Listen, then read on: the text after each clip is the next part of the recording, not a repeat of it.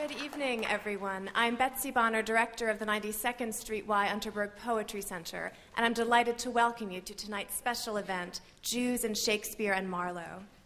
I'd like to encourage those of you attending as single ticket holders to consider becoming Poetry Center members. Half-season memberships are now on sale, and we have a wonderful spring season ahead, including a 50th anniversary celebration of the Beats, and the Poets Theater 1, Conversation at Midnight by Edna St. Vincent Millay, directed by Paul Hecht. A half-season membership of $150 admits you to all events in the main reading series from January 1st through June. Membership is the only way to be assured seats at sold-out events. The next program in our reading series will be Monday, December 11th at 8 p.m., when E.L. Doctorow will read from his work. I hope you will join us. A word about tonight's format. Jeffrey Horowitz, artistic director of Theater for a New Audience, will introduce and moderate the evening. F. Murray Abraham and Kate Forbes, the two lead actors in Theater for a New Audience's upcoming productions of The Merchant of Venice and The Jew of Malta, will read scenes from the plays and participate in a discussion with Mr. Horowitz and critic Michael Feingold. Following tonight's readings and discussion, the artists have kindly agreed to answer questions from the audience. Simply approach either microphone at the front of the aisles and ask your question. Afterward, we invite you all to join us for a reception in the art gallery just next door. Jeffrey Horowitz began his career as an actor, appearing on Broadway, off-Broadway, and in regional theater. He founded Theater for a New Audience in 1979. Over the past 2.5 decades, his company has worked with Julie Taymor, Sir Peter Hall, Mark Rylance, and Bartlett Sher, and produced Shakespeare, Greek, Jacobean, and Italian classical drama, as well as contemporary classics. He has commissioned and developed plays by Eduardo Machado, Susan Laurie Parks, and Elizabeth Swados, and adaptations by Michael Feingold. Theater for a New Audience will soon be taking its second production to Stratford-upon-Avon, this time The Merchant of Venice with F. Murray Abraham as Shylock. The production will be part of the Royal Shakespeare Company's Complete Works Festival in 2007. Please join me now in welcoming Jeffrey Horowitz.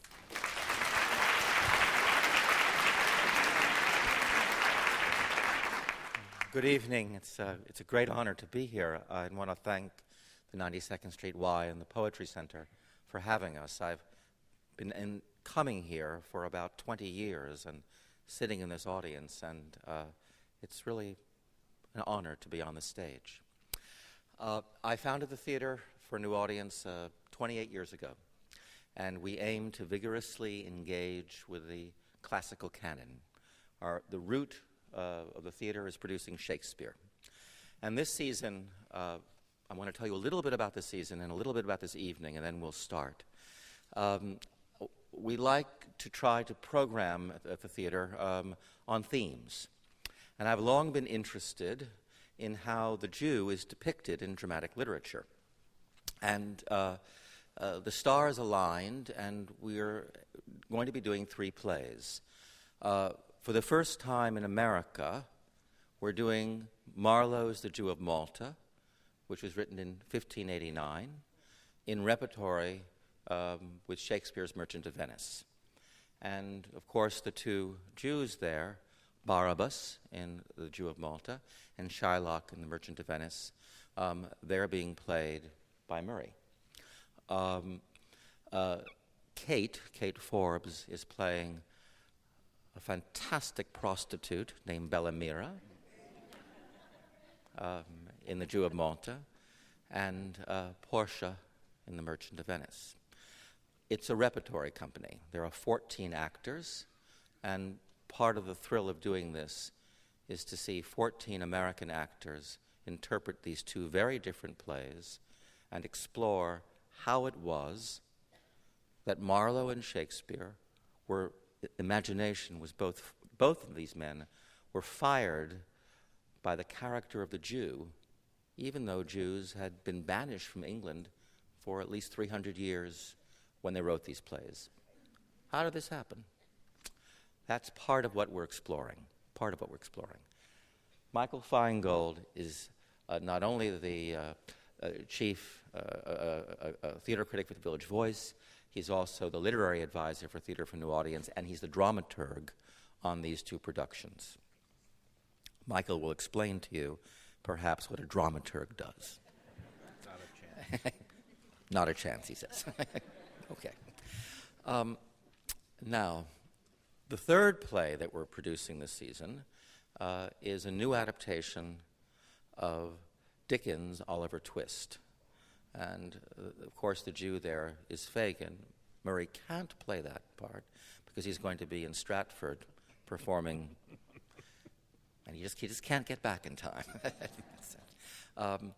So there are these three different great roles, fascinating characters, and then around this the season, during the run of The Merchant of Venice and The Jew of Malta, we're going to be doing a series of readings of plays which explore the same theme, which have been curated by Michael, and they're going to be directed by our Associate Artistic Director, Aaron Arbus. And these plays are Sir Arnold Wesker's play, Shylock, which is a completely rewritten version from a Jewish point of view of The Merchant of Venice. Pete Gurney's Overtime, which begins in the fifth act of The Merchant of Venice, is a contemporary American production which explores multicultural tensions that are in the play. A play by Henri Bernstein called Israel, which comes from France. It was written in the turn of the century, the 20th century, and right around the Dreyfus Affair. The fourth play is a play by an English writer named Galsworthy called Loyalties, which is about a Jewish man who's wealthy, invited for a weekend with some British aristocrats who happen to be Christian, and some money is stolen from him, and he accuses one of these people. And it's about what happens in that society. So these plays, and this theme is being explored. We're also doing after various performances, we're doing talkbacks with the audience. James Shapiro, who wrote Shakespeare and the Jews, has curated those. And we're very interested to take this theme and reach out into the community, which is partially what brings us here tonight. And we really encourage you to prepare questions, ask them, challenge us. We'd love to hear your opinion about these controversial plays. Now, a little bit about me, because I was the one ultimately who wanted to do the season. And I come from a Jewish family, liberal Jewish family, secular, was raised in Miami, Florida. And my father was first generation, and his family, my mother's family, lost family in the Holocaust. And although we were secular Jews, it was a household in which you really didn't speak critically of Jews. You didn't speak critically of Israel. You didn't buy German products.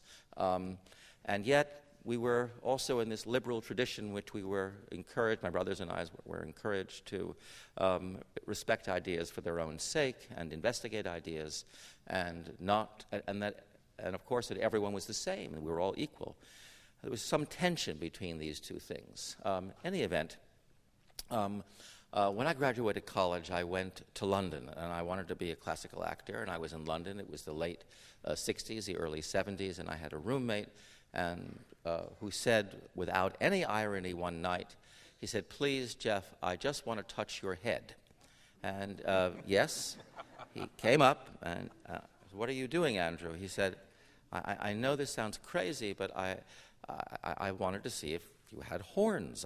I know that's a crazy idea, but perhaps there was there's something in the physiognomy of your skull. It doesn't make any sense to me. And it never had occurred to him that might make me very uncomfortable. But it was the first time that I had ever, in my life, it never really dawned on me that I might be classified as something simply on the basis of my name. And so these two bookends of my experience, one growing up in a household where there was really a warning to be vigilant, and then this experience in England, neither of these experiences I really identified with. I really identified with the experience that was a Jewish tradition to really investigate ideas in a Talmudic way and to argue and to do discourse, to have discourse. And that's what led me to want to do these plays, because I think they are complex plays, and they keep changing as when you read the history of the plays. Is Shylock sympathetic? And for example, why has the Malta and Merchant never been done in this country? It's amazing. It is done in Europe. Why? It's very interesting. Why would that never be? And in New York City, there has never been a major production of The Jew of Malta. And obviously, part of that reason has to be that people are fearful of doing these plays together, or certainly The Jew of Malta separately. I came across this quote, and I just wanted to share this with you, and then we'll start the evening. In 1996 in Canada, there was a play called Shylock. And what it was about was an actor from a famous Canadian Shakespeare festival who's playing Shylock. The production has been closed down. And he comes out to do a talk with the audience. And he finally engages the audience about why he thinks it was wrong to shut down the play. The director of that play wrote, a particular kind of censorship that I believe can be most insidious is self-censorship. For any artist in any discipline to feel he or she must inhibit the creative impulse to avoid social disgrace is deplorable. The thought that one might not produce a play, exhibit a canvas, broadcast a work, or publish a novel on the grounds that it might be perceived as offensive is in danger of becoming a disturbing commonplace of our cultural universe.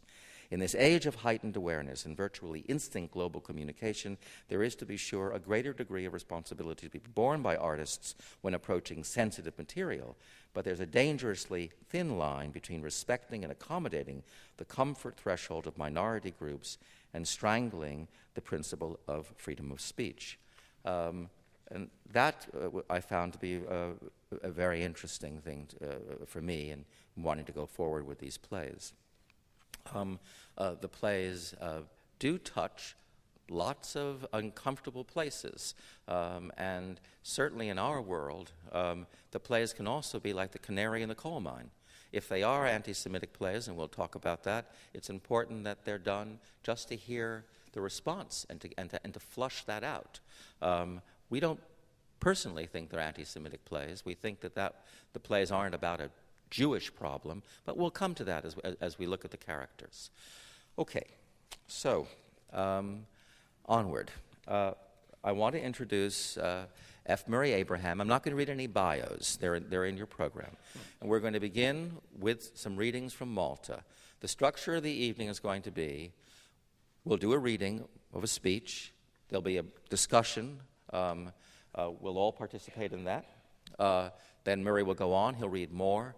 Eventually, we'll go to Merchant, and then he'll be joined by Kate, and we'll keep this structure of like a call and response. We'll read, and then we'll have a discussion, and at the end, we'll sit down, we'll discuss more, and then we'll open it up to the audience. Okay? Thank you.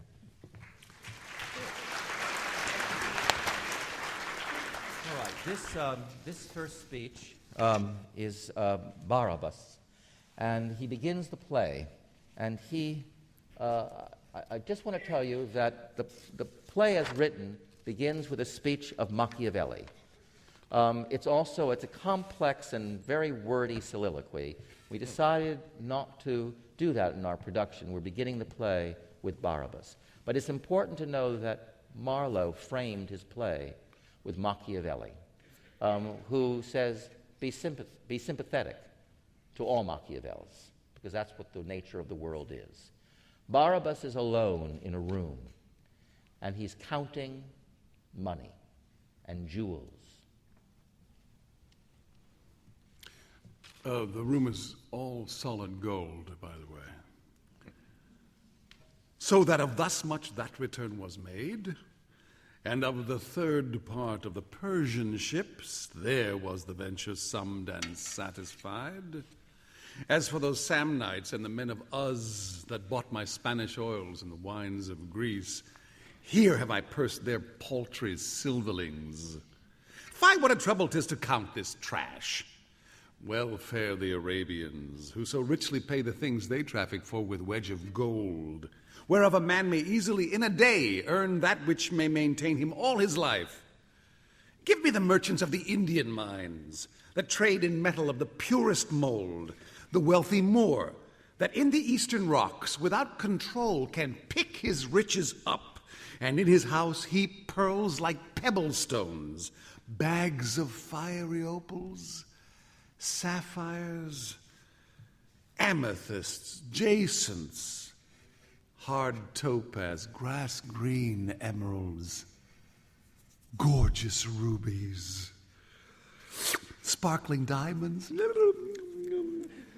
seld seen costly stones of so great price that one of them of average quality could ransom kings held in captivity. This is the ware wherein consists my wealth, and thus methinks should men of judgment frame their means of traffic from the vulgar trade. And as their wealth increaseth, so enclose infinite riches in a little room. But who comes here? Okay, so that's the opening of the play. So No, don't. Well, Please, save yes, it. Save Please. it. Save it. There's lots to do. Thank you. So, Murray, do you Yes. think that Marlowe is depicting a money-grubbing Jew? Is that what he thinks? Do you think? To me. What's your when you first read this? Did you have any discomfort? Did you think, this is a stereotype? He's flaunting his wealth. I'm going to try to make my answers as brief as I can. I like this character very much because I think he really explains exactly how his heart feels about whatever he feels. I don't think many people can say that. He really says exactly what he thinks, unless he's trying to cheat someone. But I think this describes so many people of great wealth and great success. They will do anything to get what they want. And it happens that what he's describing is his lust and his love. I'll read it better when we finally do the play, by the way. But the point is that this is really his life. This is the thing that makes him live, is wealth, acquiring wealth, more and more and more. Recently, I guess maybe many of us read today that half of the world's wealth, the entire world, 50% is in the hands of 2% of the people in the world. I don't know if you read the same thing I did. The point is, what in the world are they going to do with all that wealth? I mean, they can't possibly spend it, right? They can't possibly. How many cakes can you eat? How many jugs of wine can you? My point is, what do you do with it? What is your responsibility to that wealth? Why do you take it? Why do you acquire it? Why do you store it? I don't think people like Barabas think in those terms. I think they think only in terms of getting and holding and keeping. And they don't give a damn about the rest of the world. But the difference between Barabas and so many other people is he puts it right up front. He says right up front, I don't care about you. I care about me. That's what I respect about him. And it has nothing to do with being Jewish as far as I'm concerned. It has to do with anyone who does that kind of selfish act. I'm not sure how selfish it is. Can I jump in? Please, here, Jeffrey? please. Barabas is one of those characters. He is preoccupied with himself first. We know this because he tells us quite a number of times in the play.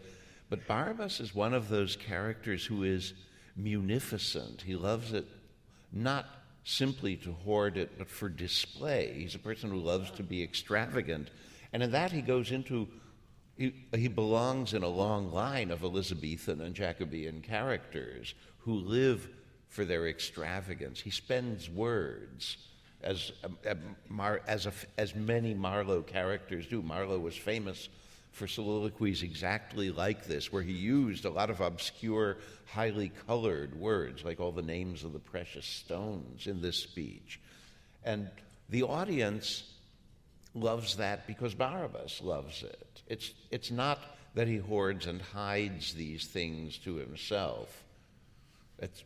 This speech reminds me of the opening monologue from Volpone, which we were talking about in the dressing room, but it also reminds me there's a character in Volpone who loves nothing except to live extravagantly and has the longest speeches in the play, which I wouldn't dream of attempting to recite, so I'm not going to quote any of them. His name is Sir Epicure Mammon. And I think that sums it up, and it has nothing to do specifically with being Jewish or with any stereotype. It's the archetype of a person who loves to have a lot of money so that he can live extravagantly. So I'm going to disagree with you, and I'm going to ask you that the audience, however, in this Elizabethan audience, they're seeing a character called a Jew, who they've been told is a Christ killer, and they have been told is a money grubber.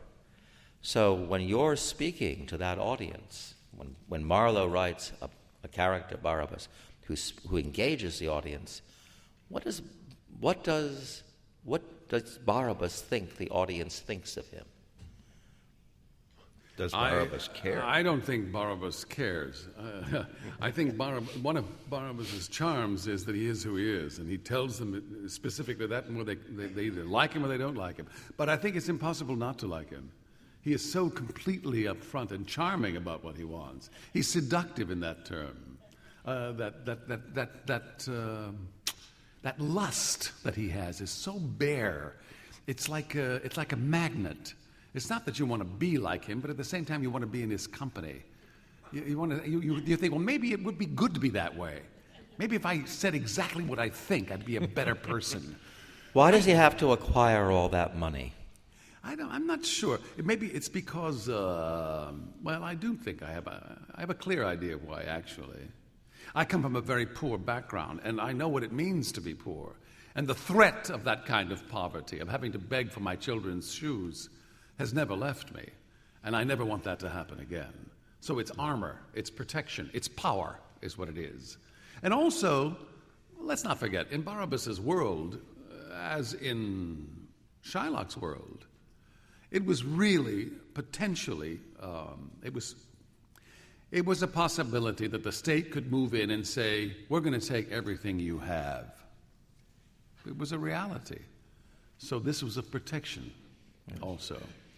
And besides, if you're going to say exactly what you think, people listen a lot more attentively if you're wearing cloth of gold. Yeah. It's power. It's money is power. It always has been. There was a line in a book called The City Boy, written by, Herman Wouk. And he said that at one point he was asked if he could buy this certain business, and he raised his hands like this. And his description was, in modern society, that meant no money, and in the jungle, that meant no weapons.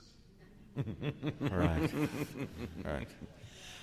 And when you're talking about power, he makes the point in the speech that his wealth, one of those stones of average quality, could ransom kings. Yes. Of average quality. Anything you want to add to this at this point? No? Yeah? Only that I guess my character as the courtesan, who's really we should just call a whore, is a sort of the basest example of Barabas, I feel like, is absolutely only out for what she can get. And that means money, and whatever she can do to get it, that's okay. And I almost feel like myself and my partner, who's a pickpocket, and we have a little scheme to try to blackmail Barabas out of his money. And it's like I feel like we represent such a lower, what he is, but in the more animal sense. Because you're still in a state of need, which Yes. he's risen above. I love Barabas's extravagant behavior. For instance, right after this soliloquy, there's a scene in which merchants come to him to tell him that his ships have docked, and they say, but we don't have the money to pay off the customs fees. And he says, tell him the Jew of Malta sent you. He's a glad hand guy who's always making the big gesture. There's a wonderful moment. Bellamira, the Cates role, seduces Ithamore, Barabas' slave, in the attempt to blackmail the money out of him. and there's a scene in which Barabas is present on stage in disguise. We're not going to read that, are we? No, not that. And Ithamore feeds Bellamira and her pimp boyfriend all of the stereotypes about the stingy, greedy Jew. He doesn't change his clothes. He eats, these horrible, cheap things. And Barabas, in asides to the audience, very explicitly tells the truth about how extravagantly he lives, in such a way as to make everyone in the house envy him, rather than resenting or hating him. I think Marlowe loves this character, I have to tell you. Well, he seems like in the, what we're calling the sensuality and the excitement of him, to me he resembles a Richard III. And the characters around him, we have a different relationship with Barabas than we do, say, in with Shylock. It's a different kind of play and a different relationship with that character, but so exciting. Another thing about this, and this is, the beginning of the play, is Marlowe is breaking the convention. He's using this character who the audience would come and have an expectation about as being a villain, and the first thing that happens is you admire him. So he's already pushing, breaking a stereotype. And I think the line, "infinite riches in a little room," is a wonderful pun for a theater. So, okay, go on. So now we're going to go on to the next soliloquy of Barabas. Here the play has some political elements now. Thus trolls our fortune in by land and sea, and thus are we on every side enriched. These are the blessings promised to the Jews, and herein was old Abraham's happiness. What more may heaven do for earthly men than thus to pour out plenty in their laps? Who hateth me but for my happiness? Or who is honored now but for his wealth? Rather had I, a Jew, be hated thus than pitied in a Christian poverty. For I can see no fruits in all their faith but malice, falsehood, and excessive pride, which methinks fits not their profession. They say we are a scattered nation. I cannot tell, but we have scambled up more wealth by far than those that brag of faith. I must confess we come not to be kings. That's not our fault. Alas, our numbers few, and crowns come either by succession or urged by force, and nothing violent, oft have I heard tell, can be permanent. Give us a peaceful rule. Make Christians kings that thirst so much for principality. I have no charge, nor many children, but one sole daughter, whom I hold as dear as Agamemnon did his Iphigen, and all I have is hers. It's a fantastic speech. Fantastic. So wicked. Just think how subversive that is. He's delivering this speech in a theocracy. The only thing you could be in England was a member of the Church of England. And here he is, this man and Marlowe, criticizing the society, the hypocrisy. Murray, so for you, what character traits does this speech bring out of Barabas? There are certain, maybe I'm dead here. I should go up and get the other microphone. There you go. Hi, thank you. Thank you. It's a good friend of mine.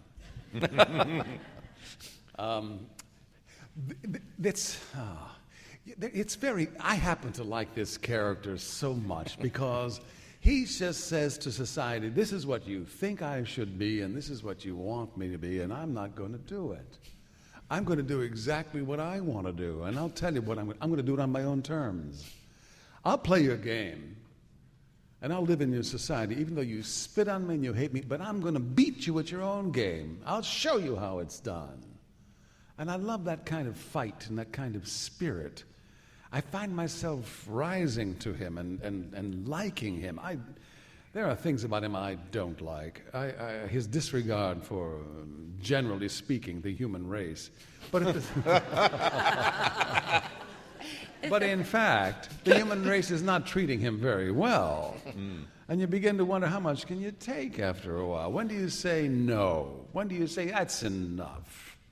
And when do you say, I'm willing to risk my life for what I believe? And this man realizes the place that he's living. He's in a dangerous place. And he's saying, okay, I'm willing to die, but if you try to kill me, you're in for a fight. I don't believe in laying down. I believe in fighting. I wish there were different ways to fight than what we have available to us. I wish there were ways to convince people that we don't have to do these things. But this play is not about that. This character is not about that. It's about a man who has been treated like dirt and treated worse than dirt. But rather than buckle under and say, I give up, I submit, he says, okay, these are the rules. I'll show you how to play them.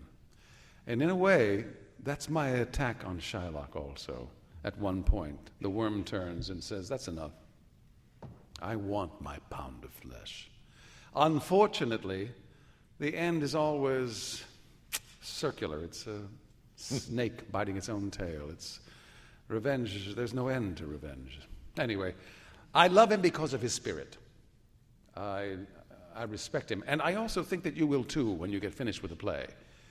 You will smile and say, my God, what a terrible man. And I just love him. But it's really interesting, Murray. You know, at the end of this scene, immediately in the next scene, the Christians who govern Malta commit a terrible injustice against Barabas, and they seize all his wealth and all the Jews of the island. Again, all the Jews, but especially Barabas, because he is the wealthiest.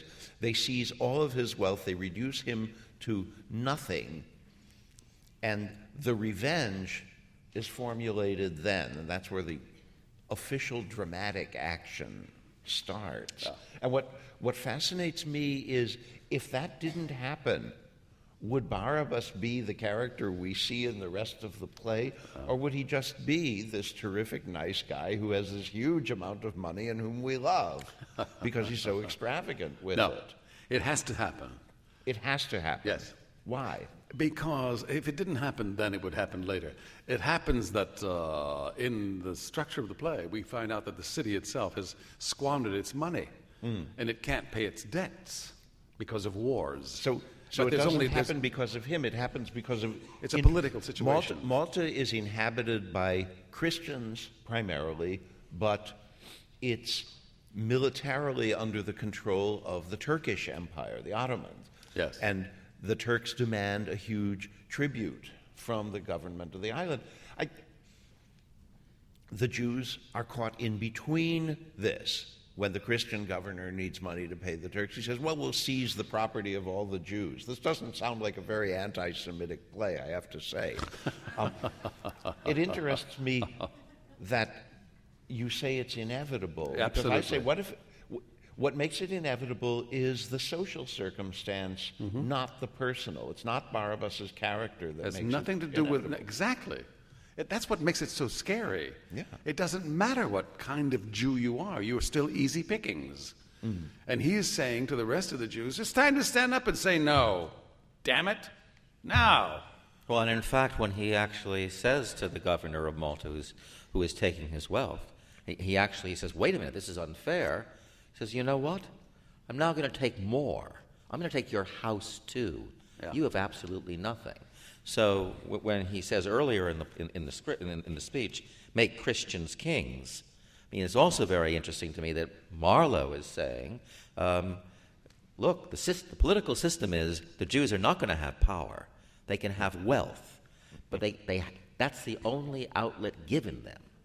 So I think that's a very important point that Marlowe is making. There's a lot of places in this speech where Marlowe turns the knife back on the audience and back on the Christians. One of them is the line about, I'd rather be hated for being a rich Jew than pitied and looked down on for being a poor Christian. Right. Another one, there's a pun in that, like, we come not to be kings, that's not our fault. This is a favorite thing of mine in the play. The word fault means it's our fault that we're not kings. It's not our fault. We can't help it. But it also means the desire to be kings isn't our fault. It isn't our flaw, our vice. So that we're smarter than that. We just want to have our prosperity and live well. So, Kate, do you want to say anything? No? Just questions, because I think one of the next speeches we have of his where he talks to Ithamore about the evils he's committed during his life. So that would be my question. Did he really do those things? Is he so innocent? We should have the director here if we're going to talk about that. I can't doubt. One other thing I want to point out in the speech is at the end of the speech, he has said he doesn't want power, and he has a daughter whom he holds as dear as Agamemnon did Iphigenia and his Iphigen. So it's the introduction of Barabas' love for Abigail, his daughter. And they're both single parents, Shylock and Barabas. There is no wife, there's no mother in the script, and there's only one child, a daughter. And it's not a son to carry on the line. It's not a son who can carry on the line. And the use of the Agamemnon image is interesting because, of course, Agamemnon was compelled to sacrifice his daughter Iphigenia for reasons of state. So a little prefiguration is going on Which there. is going to happen in this play.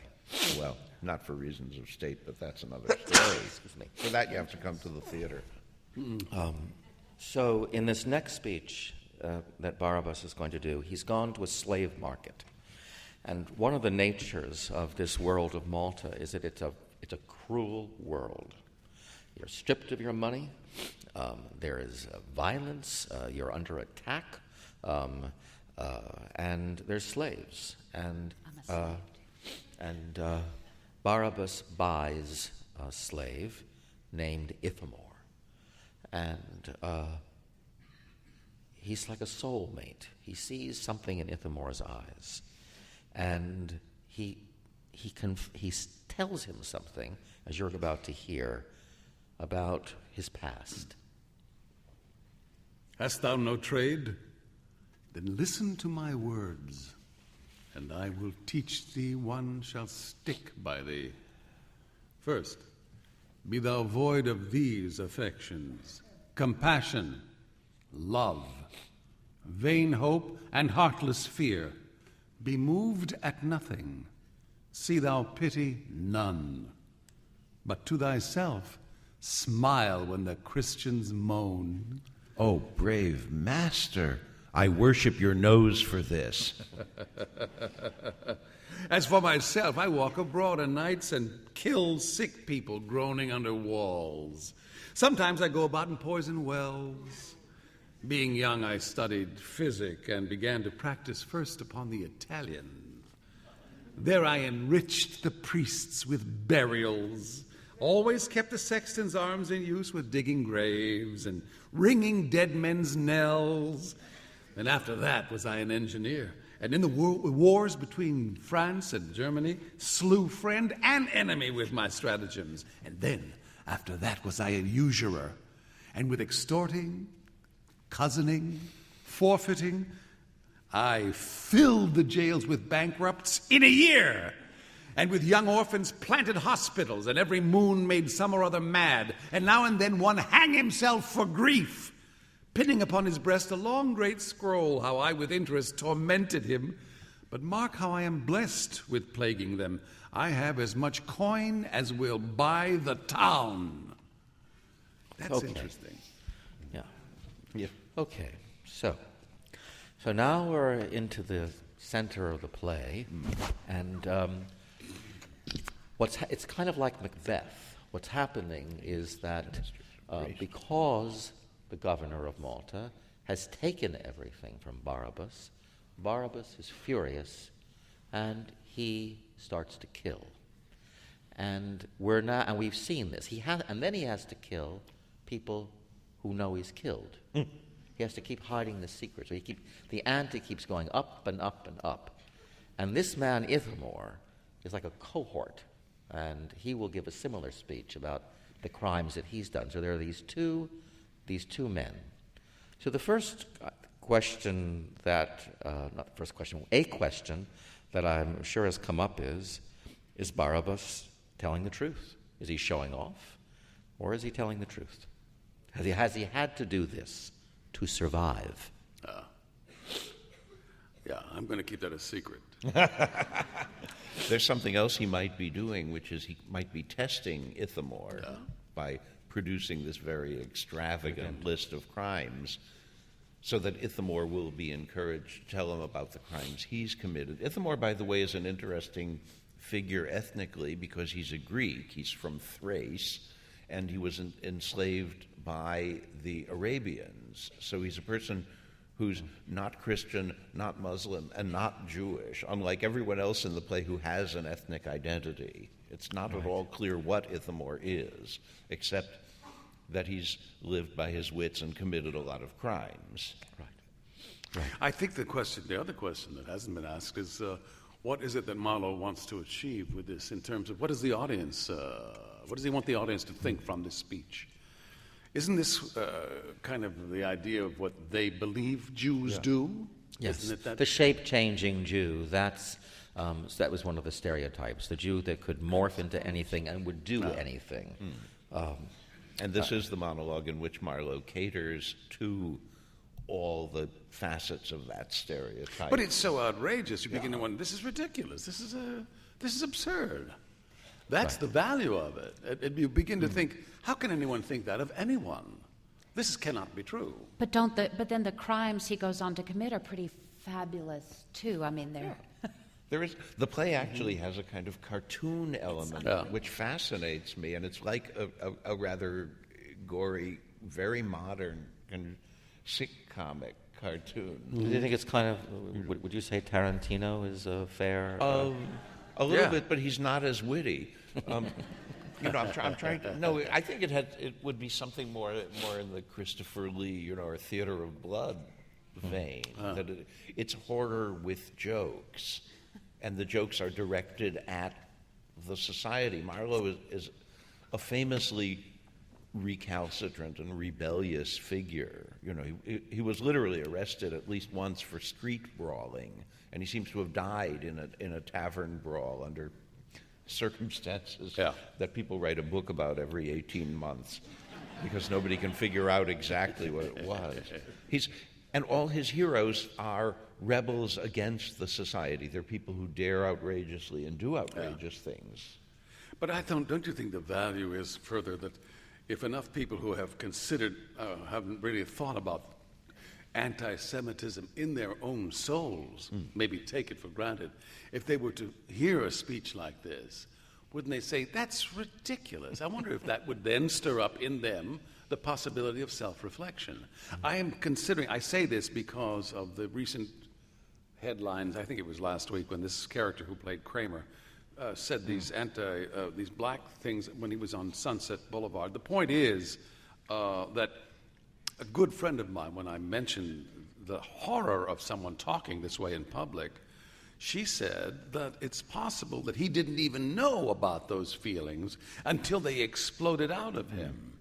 I think that's really valuable because it forces him, and obviously many other people, to examine that and take a look at it and think about that kind of horror, whether it's anti-Semitism or anti-black, which we saw surface again last week in Queens.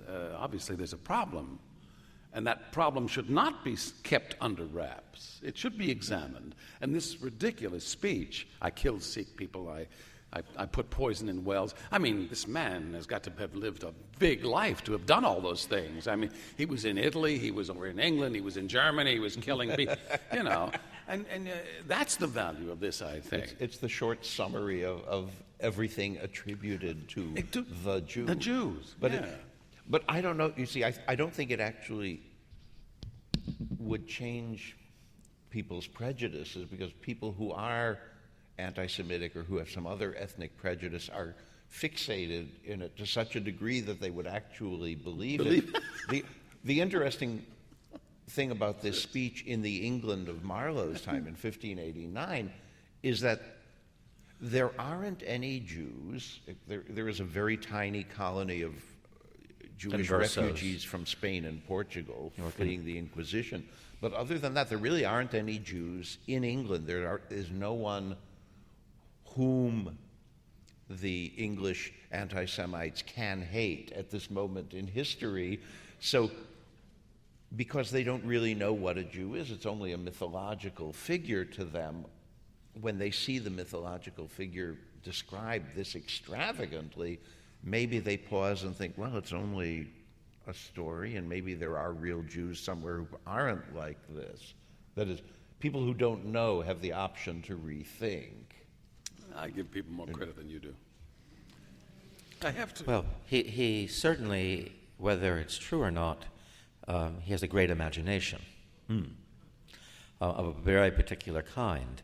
And the world he's living in, my own response to it is that the world he's living in requires him to be unbelievably wily, because people will cut his throat like that. Yeah. And he knows it.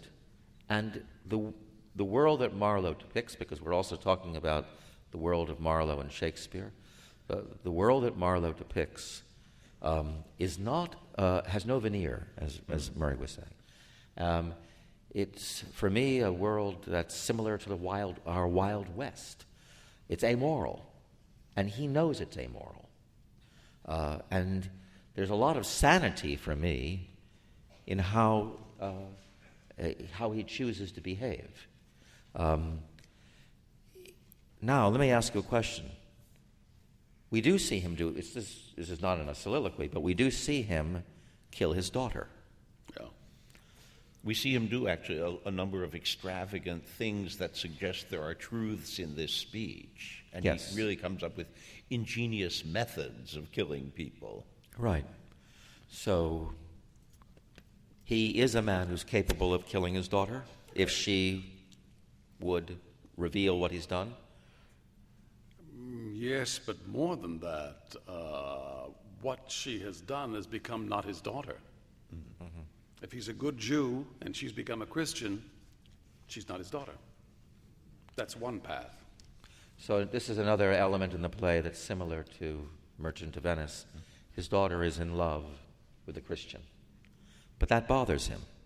It should. Absolutely. According to Jewish law, which Marlowe would have studied as a theology student. But he says but Barabas has said he's not religious. So why does he care? It's not true. Hey, no, Barabas he says it, but it's not true. It's not, no, he says he's not religious, but that's what he comes from. You can deny aspects of your religion, but it never leaves you. I see. I think that's partly where his toughness comes from, is his religion, frankly. And he says it several times. He talks about how she has turned, and he's going to get even with those priests who have made her turn. So obviously the religion means something to him. This is also something that's very interesting in both the plays, is that how open both these writers are about tensions between religions and ethnicity. They don't sentimentalize it. They say it's real. There really are tensions, and there are people who dislike and hate people because they're different. That's just it. And you can judge it or say what you think about it. They're saying that's true. These authors are saying, or we believe these authors are saying that's true. So it's interesting. And there are people who detach from their own when they repudiate them or change. The interesting thing for me is that Barabas, in his attitude towards his daughter, becomes almost instantly cold and removed towards the idea of her after she turns her back on him. But as opposed to Shylock, who seems to be much more emotionally affected by the situation. Interesting you should point that out, because I've chosen to make that moment much more emotional for Barabas as well. Oh, yes? Yeah. I've decided on certain parallels between these two characters, and that's one of them. Anyway. So that when I see him being cold and distant in the lines, you think that it's concealing the passion underneath. I do. The vehemence he feels And about yes, her. and the hatred, and the pain, the hurt. It's interesting for us to discuss this in front of you because we really haven't talked about it too much. And I bow to his superior knowledge. I really do. He's the best in the country. No, stop that. He is. He is. We're very lucky. We're lucky to have him. I don't say that lightly.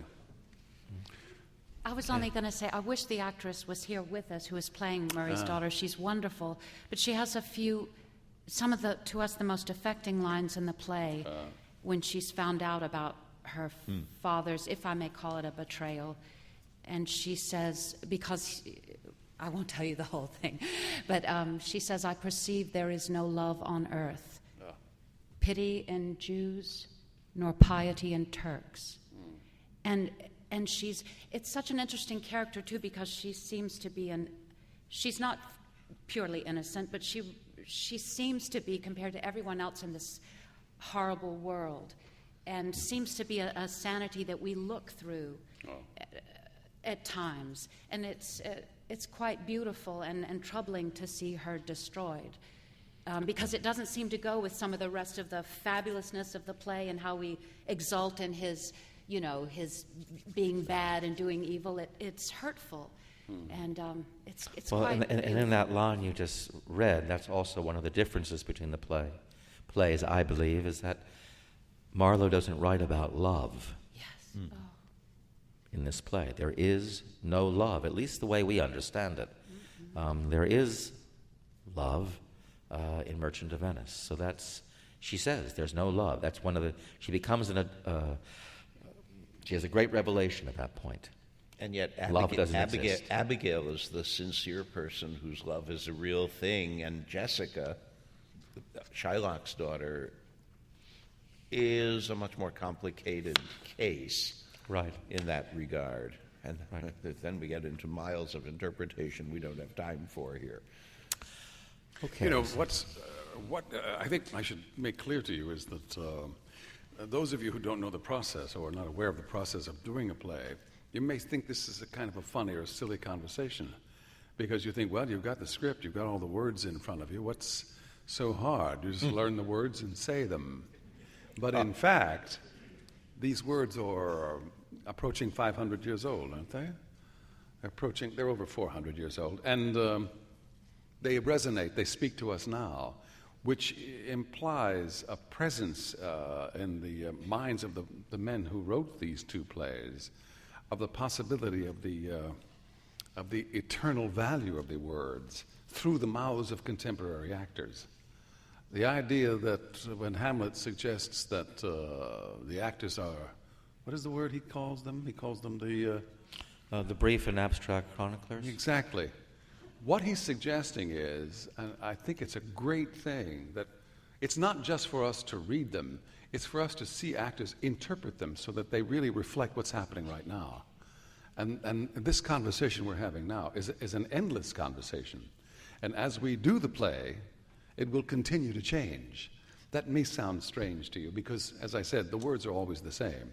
But in fact, if you heard Jascha Heifetz play Mendelssohn's Concerto in E minor, it would be a very, very different thing, the experience, than if Zuckerman played it, who was here last couple of weeks ago. They would both be great, but they would be quite different. But they're the same notes, aren't they? And that's exactly what we're doing. We're trying to find the truth that speaks through us to you as we say it. The end of the play, what happens is that the governor of Malta tricks Barabas, and he burns him in hot oil. That's how he dies. And then after doing that, this governor says, this is what God would have wanted. And this line is meant absolutely ironically. It's what the governor wanted. So this constant poking at the society, and as Michael was saying, the Marlowe's rebelliousness and his satire, his attacking hypocrisy, is a major element in the writing of the Jew of Malta. One of the interesting things for me in the play is that the Christians, the Turks, and the Jew are all equally Machiavellian in their ways. The Christian happens at the end to be the person who out-Machiavels the other guys. It also actually struck me for the first time while you were describing the end that boiling in oil is a punishment we actually associate with Turks and with, it's a sort of Arabian Nights fantasy of a punishment. It's, for a Christian to do it to a Jew seems to be going into the opposite culture. So it's another Marlovian irony. All right. So now we're going to go to Shakespeare. And it's early in the play, and Antonio, who is the merchant of Venice, has asked Shylock to loan money to a man named Bassanio, who Antonio loves. And Bassanio wants that money so he can woo Portia. And Shylock, is attacked because he wants interest paid on the money.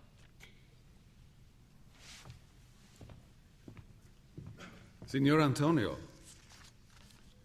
many a time and oft in the Rialto you have rated me about my monies and my usances. Still have I borne it with a patient shrug, for sufferance is the badge of all our people. You call me misbeliever, cutthroat dog, and spit on my Jewish gabardine, and all for use of that which is mine own. Well, then, it now appears you need my help. Go to, then. You come to me, and you say, Shylock, we would have monies. You say so, you that did void your room upon my beard, and foot me, as you spurn a stranger cur over your threshold. Monies is your suit. What should I say to you? Should I not say, hath a dog money? Is it possible a cur can lend 3,000 ducats? Or shall I bend low, and in a bondman's key, with bated breath and whispering humbleness say this, Fair sir, you spit on me on Wednesday last. You spurned me such a day. Another time you called me dog, and for these courtesies I'll lend you thus much monies. Okay, so you think back to how Barabas is introduced by Marlowe in that wonderfully sensual, flaunting way, and now we have Shylock. That's an early speech in the play. And one of the first things that strikes me is that Shakespeare shows you a character who is in a social situation in which he is suffering. How do you approach it? Do you agree with that? What does he do to survive, your Shylock? He's much more complex. I'm having a real problem with him. I love him very much. I love Shylock. I think that he's a survivor. I think he's a tough man. I think he's the second smartest man in the person in the play. Portia's the smartest. No question about it. One of the smartest person that I think Shakespeare wrote. But I think what he represents is anyone who is in a survival situation, survival with style. He really is very successful in a very hard world. He represents, to me, the best of of a man who is under someone's heel. He maintains his sense of dignity, his sense of respect, self-respect and honor. And I feel that way personally for many personal reasons. I've always felt that I've been put aside for personal reasons when I was quite a bit younger, and I've never forgotten that. And it always seemed to me un-American. It seemed to me unfair. I have lost a couple of brothers fighting for this country, and it seems to me that that qualifies me and my family as being as American as anyone else. And the idea that you can suggest to someone because they are a Jew or an Arab or a Mexican or black that they are other than you or less than you, and I resent that, and I'm ready to fight for it. And I feel that Shylock is on the verge of that kind of thing. But until he has the power to fight, he is not only surviving as well as he can, he is also rising above it. He's maintaining a sense of himself and his dignity. And I love him for that. He astounds me. I have to say, this speech is one of the most astounding speeches in Shakespeare. Almost everything he says is that he's a character who also terrifies me a little. You have to love him because you're playing him. You have to find the part of him that you love in order to be him, but I don't. And he is a man who has lived through so much of this hatred that he has become hardened by it, and he's a terrifying and unyielding person to me. It's astounding to me in the history of this play. Most people in the world who know of the play's existence think that Shylock is the Merchant of Venice. He's a character who's become, an icon in the human imagination. And he's not. He is, in fact, not a merchant. He doesn't deal in goods. He is a usurer. He talks about his usances in this. And this is a paradoxical thing, again, in England in Shakespeare's time, because usury was forbidden by law. It's unchristian, and it says so in the Gospels that you mustn't practice it, but it was legal, even though forbidden by law and immoral and attacked from the pulpit and attacked from the state. And the Elizabethans were struggling with whether it should be allowed. There's no banking system, and the country has to have capital to function. So people are constantly lending money at interest, and the state is constantly struggling to keep the rate down, but of course it's what the market will bear. Shakespeare's father loaned money at interest, and in fact was attacked for it on several occasions. I derived this fact while preparing the program note from Stephen Greenblatt's Will and the World. Shakespeare himself apparently engaged in money lending deals. We have documents. And so he sits down, he takes this old play in which all the characters and all the events, an Italian story from the late 15th century. That's right. And all the events and the characters are in there except for the three caskets, which comes from a different story. And he infuses these people with feelings that have nothing whatever to do with the old story, and gives them things to say that make them jump out at you with this forceful imagination as very distinct people, and Shylock is the strongest of the lot.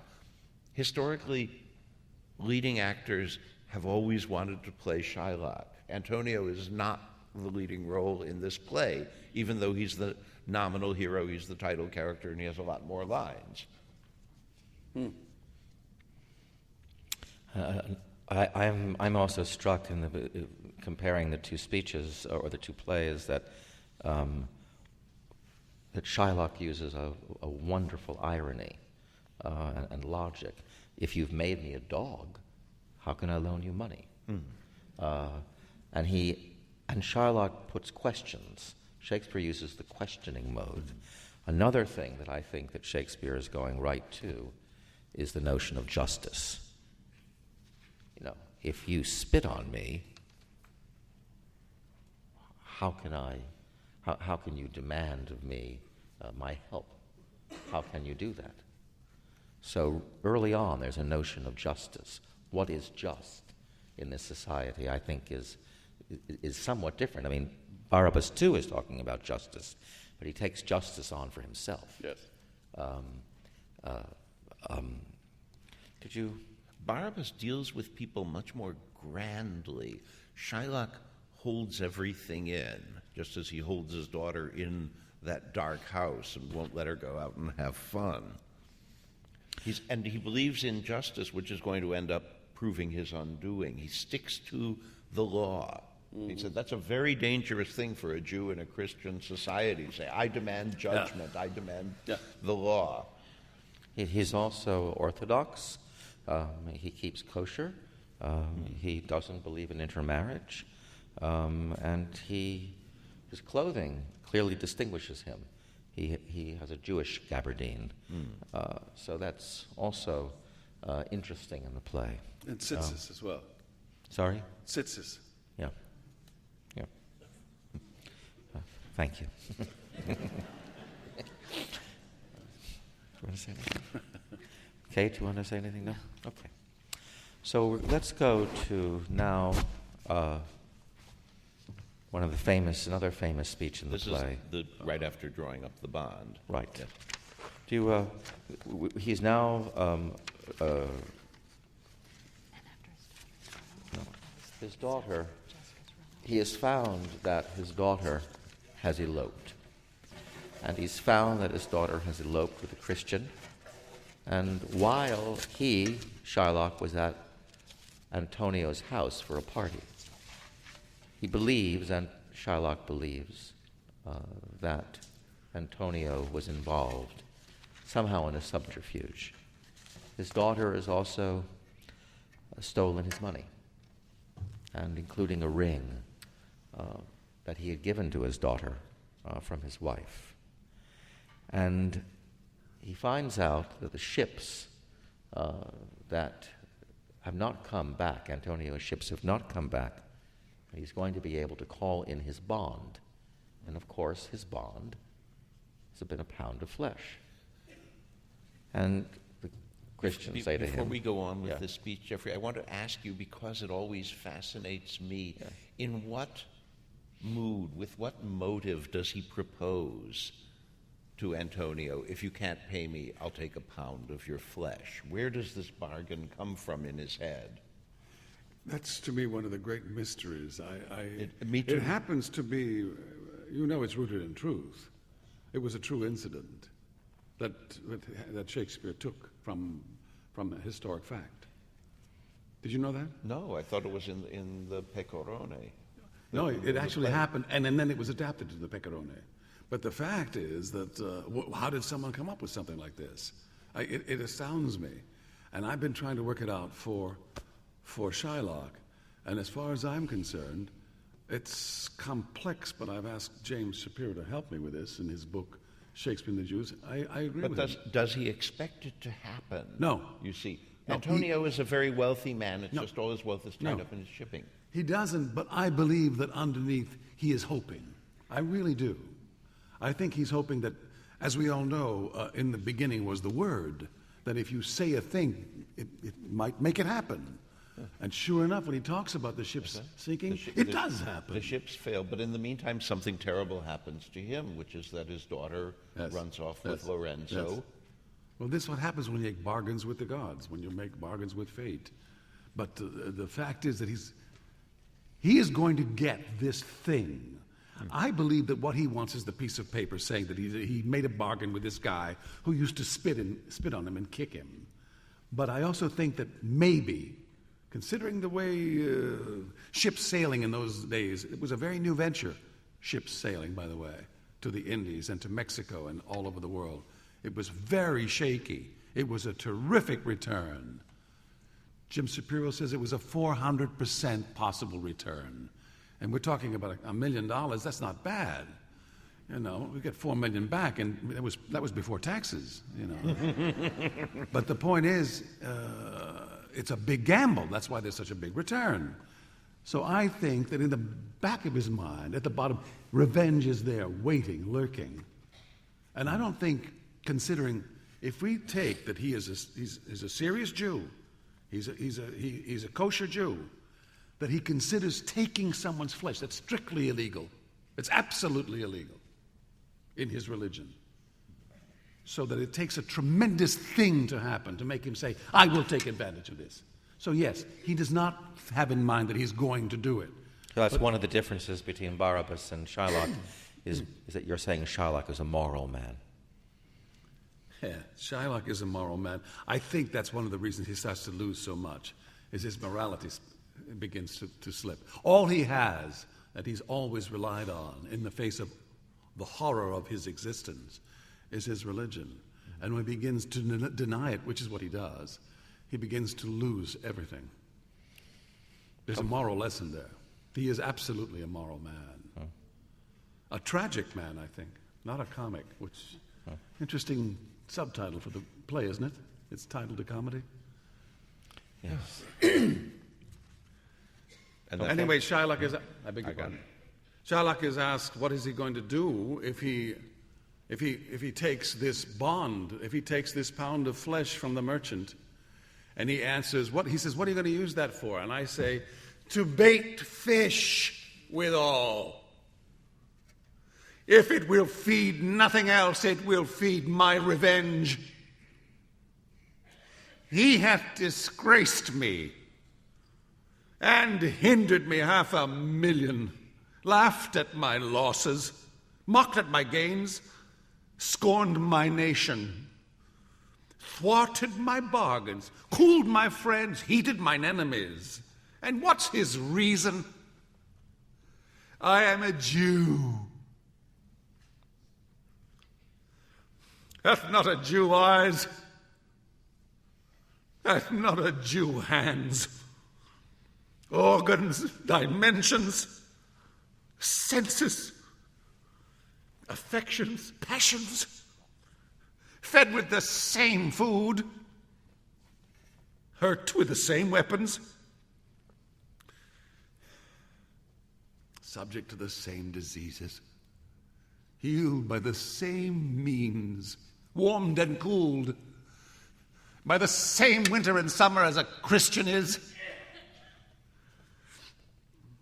If you prick us, do we not bleed? If you tickle us, do we not laugh? If you poison us, do we not die? And if you wrong us, shall we not revenge? If we are like you and the rest, we will resemble you in that. If a Jew wrong a Christian, what is his humility? Revenge? If a Christian wrong a Jew, what should his sufferance be? By Christian example, why, revenge. The villainy you teach me, I will practice. I will execute. And it shall go hard, but I will better the instruction. So it's very different language. Yeah.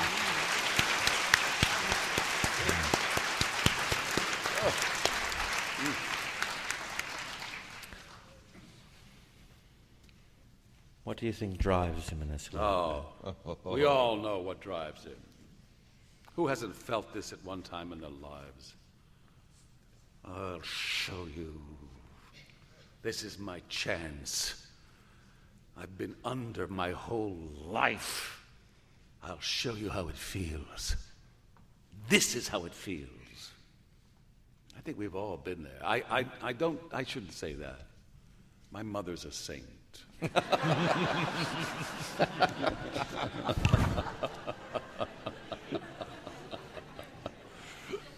But that's the only one.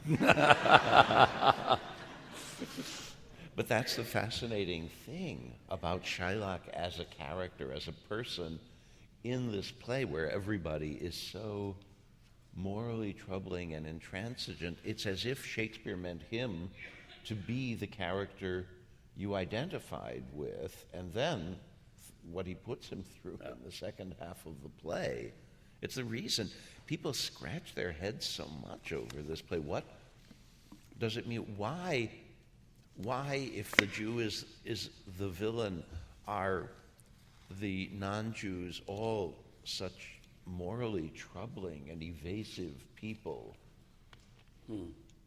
So ambiguous in so many ways. And Shylock is like the firm center.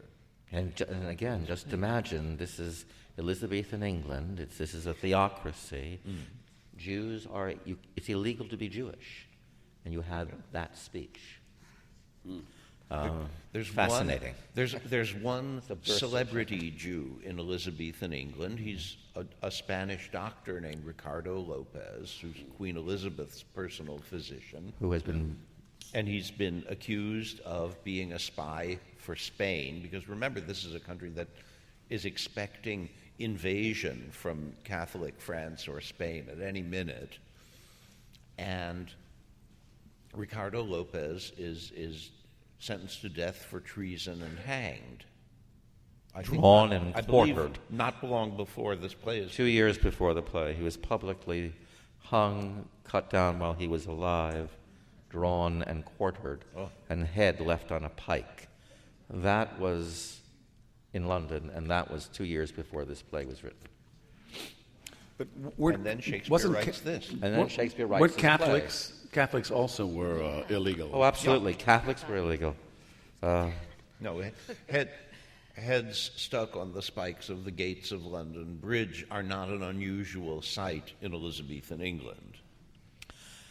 Why don't we just go right to Portia? Because to hear those words that Murray is Shylock ringing on our ears, and now we have Portia. Well, we ought to say what we've come to, because this is the crux of the play. Antonio's ships have failed to come back. He cannot pay. Bassanio, away in Belmont, has successfully wooed Portia and won her. And suddenly, just as they're about to celebrate their honeymoon, comes a letter from Antonio.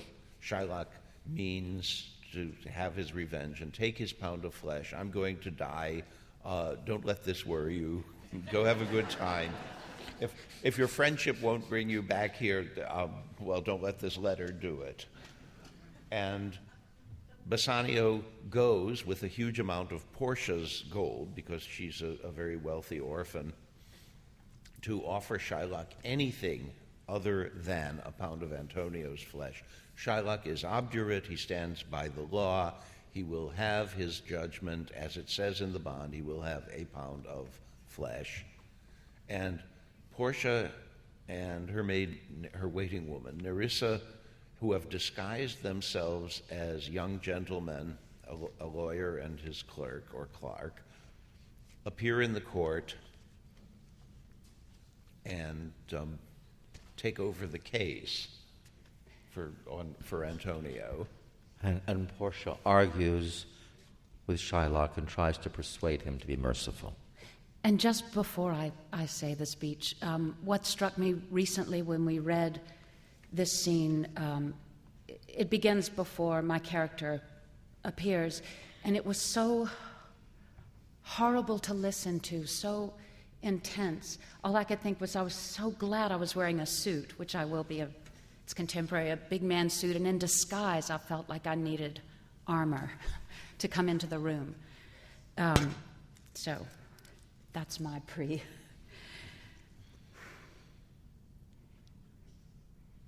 The quality of mercy is not strained. It droppeth as the gentle rain from heaven upon the place beneath. It is twice blessed. It blesseth him that gives and him that takes. 'Tis mightiest in the mightiest. It becomes the throned monarch better than his crown. His scepter shows the force of temporal power, the attribute to awe and majesty, wherein doth sit the dread and fear of kings. But mercy is above this sceptered sway. It is enthroned in the hearts of kings. It is an attribute to God himself. And earthly power doth then show likest God's. when mercy seasons justice. Therefore, Jew, though justice be thy plea, consider this, that in the course of justice, none of us should see salvation. We do pray for mercy, and that same prayer doth teach us all to render the deeds of mercy. I have spoke thus much to mitigate the justice of thy plea, which if thou follow, this strict court of Venice must needs give sentence against the merchant there. Okay, so she makes a plea for mercy. Why doesn't Shylock listen, Murray? I think he's very moved by the speech. I want to do it that way, and he's touched by it. But I don't think there's any going back. I think that Shylock, by the way, the amount of money we're talking about is about $1 million, and he's been offered $6 million instead of the pound of flesh, and he refuses to take it. I think that he also realizes that he is at the mercy of the state, and he always shall be. And if he took the $6 million and said, fine, he would again be at the mercy. And there's nothing to stop the state from walking into his house and taking it away from him. I think he's absolutely said, there's no future. I'm going to take this now, and the hell with the rest of it. I believe he's completely bitter. And Kate, what does Portia, what is her reaction when she sees this plea doesn't move Shylock? I think, and again, we're in the middle of the rehearsal process, so I'm sure I will change my mind many times about this. But right now, I feel she comes from such a very sheltered, very privileged upbringing. I don't think there are any Jews in Belmont. I don't think there's anyone but her people, and I feel like she comes into this situation thinking she can handle it, or she could, surely one would listen to this plea. And what I've been thinking lately in our world right now is if anyone would listen to this plea. And I hate to be so cynical, but I sort of think that. I think one of the points of the speech, or one of the effects of the speech, is as we go on and see the scene, no one shows mercy.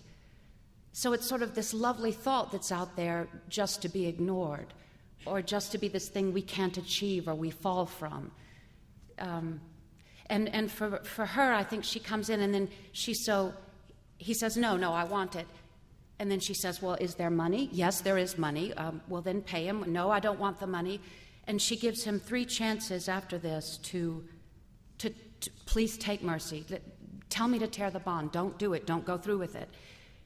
And then when it looks like it's not going the way, it's just, I feel like she learns something, learns about humanity in a scary way. So what happens after she's turned down 3 times? Portia says, therefore, prepare thee to cut off the flesh.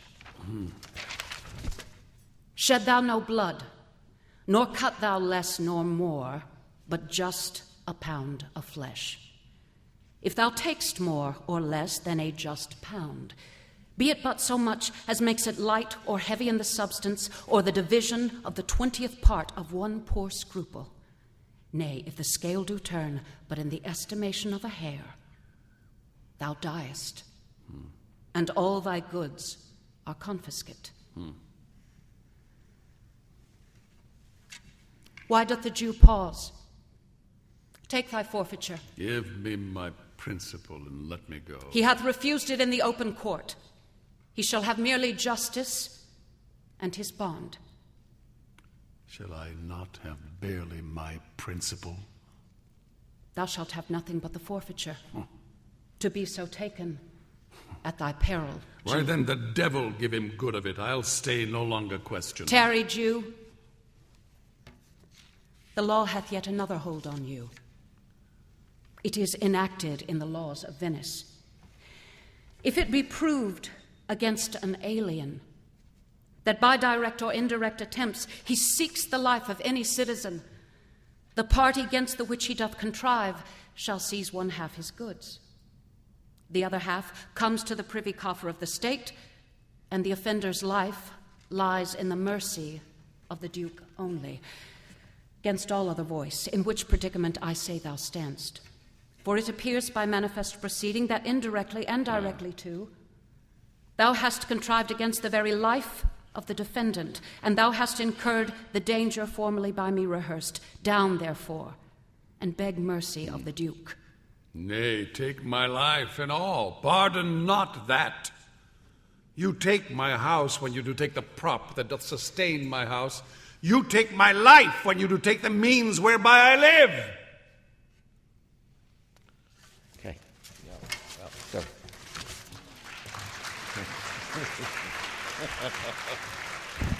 So, is Portia merciful?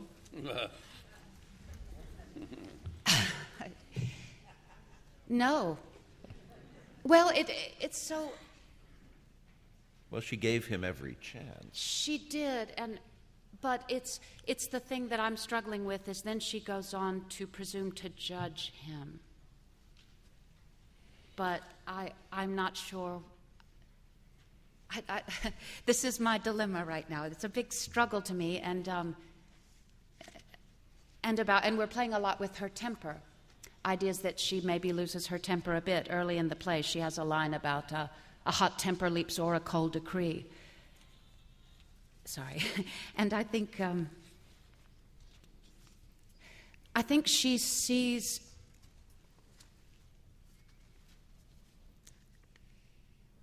I think she's sickened right now the way it feels when we finish the scene, and we haven't rehearsed it, we've gotten to read it a few times, is I feel sick when it's over. And the Duke asked me to stay for dinner. I'm like, no, I have to go now.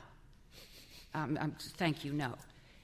And there's something, when you do something that you're ashamed of, if anyone happens to have done that, and you can't believe it came out of you. I think that's part of the humanity that is being shown in these characters. I mean, yes, Murray says, oh, Portia's so smart. And I remember we had this wonderful woman working with us, Cicely Berry from the Royal Shakespeare Company, and she said about Portia's smartness is that it gets her in trouble, is that she can't control her mouth sometimes, her brain. And I like that idea because she doesn't, I think, know the effect until it happens of what she's doing. That's what I'm working with now. And then how that feels, and then how we play the strange Act 5 is hopefully something you'll all come see. That's very strange. See how we do. Act 5. So what happens, of course, at the end of the trial scene is that the Duke not only takes his goods, but strips him of his religion. And that's the end of Act 4. And Act 5 begins back in Belmont. Before then, Shylock is compelled to convert. I'm trying to remember the exact distribution, which I always get wrong. He is compelled to leave half his estate to his daughter, who has betrayed and robbed him, and the other half to Antonio. Yeah. So he's stripped, and he's stripped of his religion, and that's the end of the fourth act. And Antonio does that. That's when I ask him what mercy can he give him, and he says he does. I can't remember. It is Antonio who arranges the bargain. And there's one other thing that happens in the courtroom, which is that Bassanio offers the young lawyer and his clerk a very extravagant fee, and they instead demand Bassanio's and his friend Gratiano's wedding rings, which their wives have in the scene before the court slipped on their fingers, vowing eternal fidelity and making them promise never to take off the ring for any purpose. And of course they do give the rings away. And in the production... And Antonio advises that too. He said, think of what I've gone through for you. Give the lawyer the ring. And and this is in our production right now, and it's something we're working out again, but it's that maybe Portia sees something between Antonio and her husband, not necessarily something that makes her uncomfortable, let's say, something she's not sure about. This is one of the play's mysteries, is the intensity of Antonio's feeling for Bassanio. It's very interesting, the scene in which their farewell is described, when Bassanio has left for Belmont to woo Portia. Antonio's extremes of emotional behavior and the vacillation in them are very like Shylock's extremes of emotional behavior after Jessica has run away, and he's alternately obsessed and furious about the loss of his money and the loss of his daughter.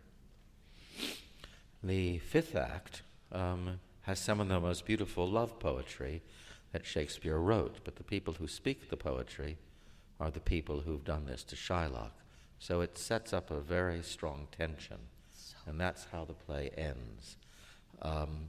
In this conversation about the merchant, you can see how what Murray and Kate are talking about, and Michael's talking about, these subterranean feelings, the complexity of this play, and its mystery. So that's part of its difference with The Jew of Malta. It's also very interesting that in that scene full of gorgeous poetry between Jessica and Lorenzo, there are a great many allusions to the famous lovers of ancient Greek mythology, and they're all stories that end tragically. Yeah. It's somewhat of an echo of Barabas' mentioning of Agamemnon and Iphigenia. Right.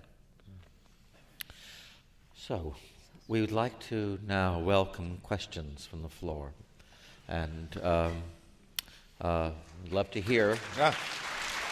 Thank you.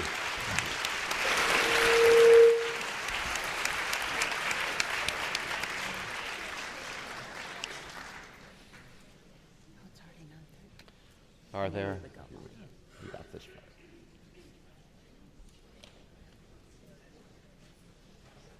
You see Darko?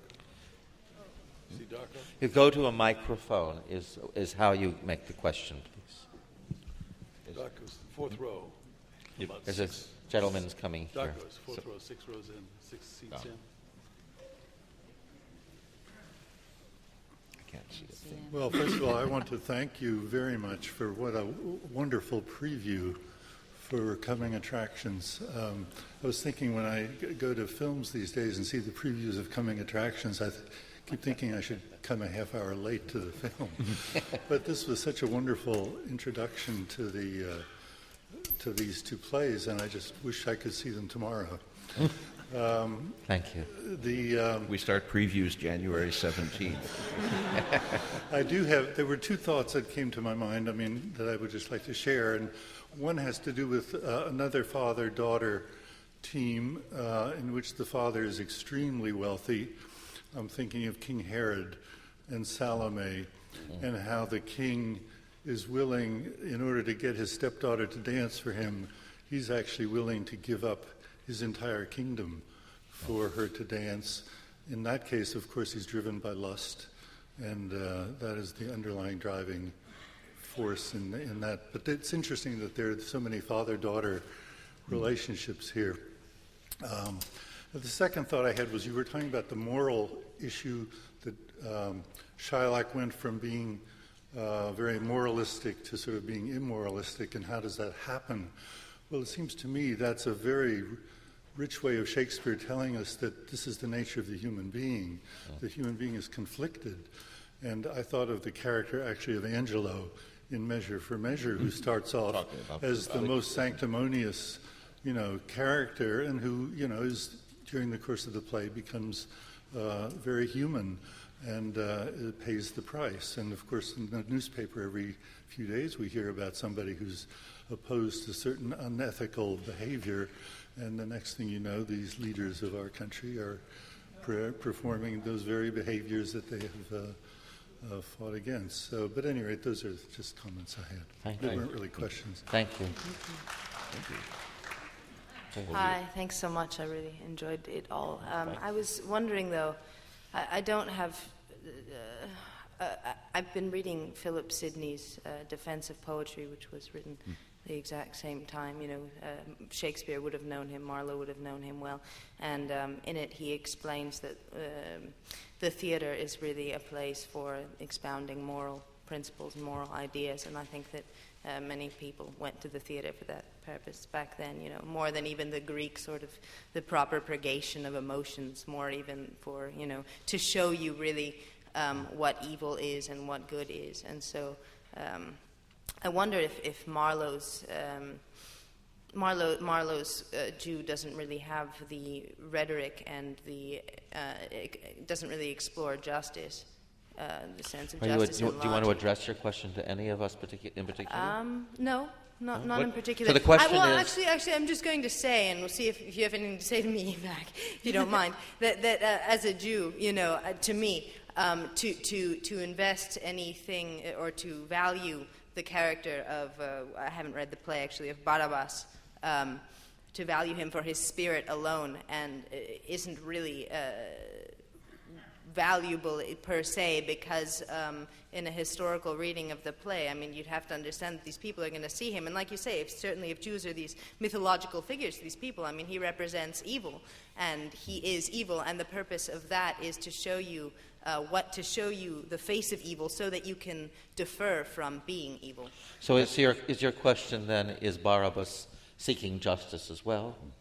Is that your question? No, I mean, my question is, isn't Marlowe what Marlowe actually achieved through his art simply a portrayal of evil, simply showing the audience evil and making the Jew that vehicle?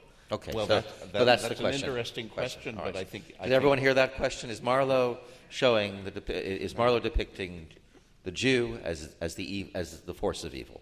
Yeah. Well, can Marlowe avoid, in his context, depicting? Okay. He actually does, I think, because Marlowe is famous for his enormous lack of interest in morality, or his lack of faith in it, and the fascinating phenomenon about Barabas is that he isn't any more or less evil than anyone else in the play. He's evil up against other evil, and the contest for the audience is to see which evil wins. This obviously isn't a tactic it's a completely relativistic approve world. of. I have to say that in the Defense of Poetry, Sidney says a line I've always cherished, which is, "For the poet, he nothing affirms, and therefore never lieth." And I actually think that Marlowe would approve of that. I don't know if Sidney would approve of Marlowe. Also, to me, what keeps it from being just, a depiction of evil is that it's such an entertaining character.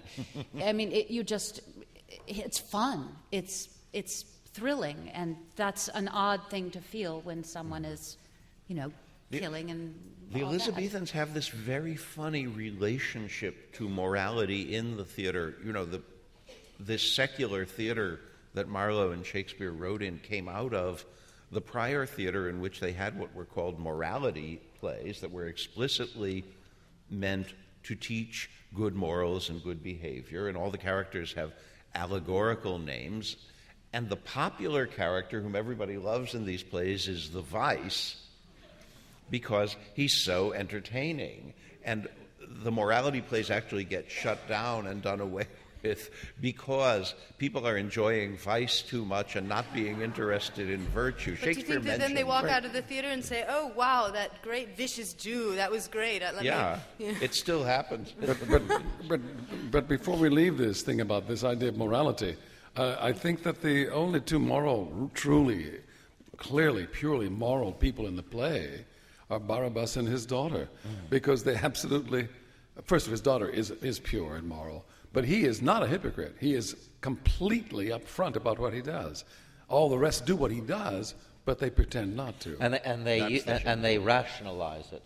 So I think that when you leave the theater, you think, well, everyone's been skewered here. And in Shakespeare, of course, you have these famously troubled and morally complex characters whom you can never fully pin down. I was reading an essay about this by Anthony Hecht, which I'm going to quote in the program notes. And among other things, he points out that Shylock is the only person in The Merchant of Venice who swears an oath and holds to it. every other oath made in the play is broken. On this side, please. Thank you. Can you hear me? Yes. I wanted to go back to the punishment of Shylock. The what of Shylock? The punishment of Right. Shylock. I was wondering if you have determined yet how you're going to handle it. As I see it, you have at least two choices. Please share them with us. At least. Our directors are taking notes.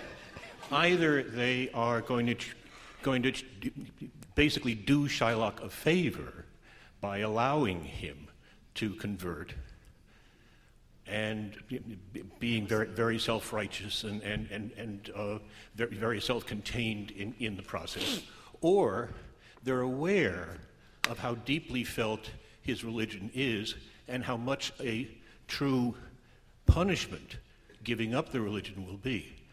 Where are you going to fall? Well, that's why we do the play, and I'll tell you something about that. I worked for a genius, many plays. His name was André Serban. And at one point in the first play we ever did, I asked him something like that question. And he said, Murray, if we knew how it was going to turn out, we wouldn't have to do it. So I'm not making a joke, we are searching. But the thing that you've touched on is one of the three places in the play that is, for me, the most difficult things. And we are now getting down to the crux of the exploration. Our director is here. Yes. Darko is here. Drežan. And it's a very difficult, and you've touched on something very serious. So come and see the play and find out. One thing no, ladies first. Oh, I was just going to say that I think, I am sure you can speak much more eloquently about this, but of course after World War II we can't, in the current times we can't have that. We can't divorce ourselves from interpreting it as we would today. I think we can't. Maybe when it was written they were doing him a favor, they thought, by taking turning him into a Christian. But today, and you'll see how we set the play, that will probably answer some of this, but I think we can't avoid that it's a much more difficult issue than that. I think Shakespeare's actually ambiguous about it. The point I wanted to make is that they believe they're actually doing him a favor by allowing him to live at all under the circumstances. The Duke pardons him, and when he's recalcitrant about the distribution of the money, the Duke, like everybody else who makes an oath in the play, threatens to recant and nullify the pardon. It's also a society in which there were forced conversions all the time, and a society that questioned, therefore, how genuine was the conversion. So it's very ironic. The Spanish Jews who have come to England in this time are in a number of cases Maraños, people who have been forced to convert and are living secretly as Jews and publicly as Christians. So you may have known about that. In the interest of time, because I want to get these other questions in, please. On the subject of the pound of flesh, Yes. Isn't it symbolic? What really separates a Jew from other people is the circumcision. Yeah. So that may it's true. be what Shakespeare was saying. Absolutely. I think that's absolutely what we toyed with, that idea of actually symbolizing. When I asked him for it, was describing what I was going to do. Mm-hmm. You're right on to something. But I think that's to the heart of it. In fact, there's a further discussion of that in Mr. Shapiro's book, that circumcision also involves, isn't it the cutting of the heart? Isn't that where the Christian actually lives, is here? So that if you do cut the heart, then you do make him a non-Christian. So the circumcision does take place here as well as here. That's why it ended up near his heart. So the retribution is for him to turn Antonio into a Jew. Exactly. But another factor is that in those days Catholics were not allowed to practice, so they practiced secretly. And Shakespeare was, his family was Catholic. I think this is a whole parable for him and his family. If you were caught with a rosary, you were killed, and everything was confiscated. It's exactly what happened to So that you're Shylock. saying that the Jew in the play is an allegorical figure of the Christian, Yeah. of the Well, Catholic. also there's a big difference between the character of Barabas and Shylock, in that Shylock is so human, and I think that Shakespeare shows his infinite humanity by the way he feels about the Jews or people who are treated badly. I guess we'd call him a bleeding heart liberal these days. No pun intended. That's a gotcha, honey. I just wanted to know, are there any other Jewish characters in Shakespeare? I'm sorry? Are there any other Jewish characters in Shakespeare? Someone asked me that too. Well, in this play there are, but... No, I mean in any other play. No. This is the only time. None that we know of. There may be some clandestine ones. Well, first of all, thank you very much for allowing us to watch you work. That's a rare and dangerous privilege. And it makes me feel a little shaky about asking you what I'm going to ask you. But it seems to me that since this is drama and you can raise questions without answering them, and you can go this way and then you can go that way. They aren't these set pieces that have to have this opinion or that opinion definitely all the time. My question is for Portia, really, in that scene between the two of you that you're working on. I was thinking about Murray saying how much he wanted or how much he was moved by that plea for mercy. And I was wondering why, if you're so smart, you blow it so completely with the appeal to the prayer for salvation. Yeah. Clearly the sceptered sway, in addition to being a reference to the Marlowe thing about it's not our fault, and picking that up and continuing that dialogue is clearly still all about the power and what would happen if you weren't so helpless. And now that you have the power, exercise it well. But then with the appeal to the prayer for salvation, you have to be risking losing him entirely, which on the one hand leaves Mary free to be just about to give in until you say that. But if she's so smart, if you don't know that, do you not know that about Jews, or do you just get carried away? And if you don't know that about Jews, what do you know about Jews? Well, I have no idea how to answer that question. Well, I'll come and see it in January, and then we'll see. All right. And I look forward to it. Yes, I hope I will make that. Yeah. It's an interesting question, but just to show you about the relative smartness of everybody in this play, it struck me hearing Murray read Shylock's most famous speech tonight. It struck me for the first time that he has noticed the flaw in his own agreement with Antonio, because he says, "If you prick us, do we not bleed?" And it's so... If Portia were eavesdropping at that moment, it would give the whole show away, and she would know how to handle the case. Please. Was so wonderful tonight. You explained it, and they'll get applause, and I won't get my comment. But I have a daughter too, and I'm mindful of King Lear, who had a daughter too. Right. And this is very reminiscent of that. You might comment on that. Thank you. Thank you. Thank you. Thank you. Shakespeare was fascinated with the father-daughter relationship. There's actually a number of plays. lines in this play that echo King Lear. Yes. And one of them, in fact, in Portia's Quality of Mercy speech, where I kept thinking of, use every man... Oh, no, that's Hamlet. I'm sorry. Disregard what I'm saying. My mind's wandering. I've been here too long. Please. Yes. Can you hear me? Yes.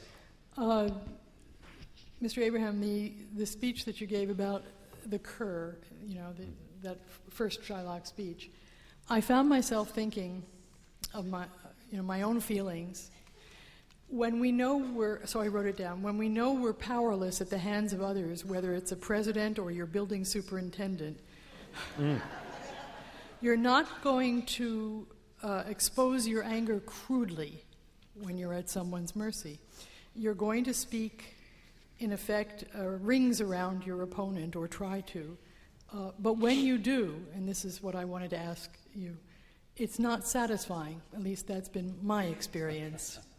And here is a play in which the character is given these wonderful speeches.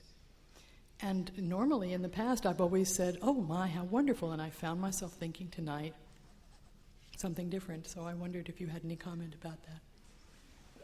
This is very perceptive of you, because there are a couple of things that happen when we do famous speeches. I've done a lot of famous speeches, and a lot of actors have done famous speeches, but they always seem to bump up against the same problem with very famous speeches.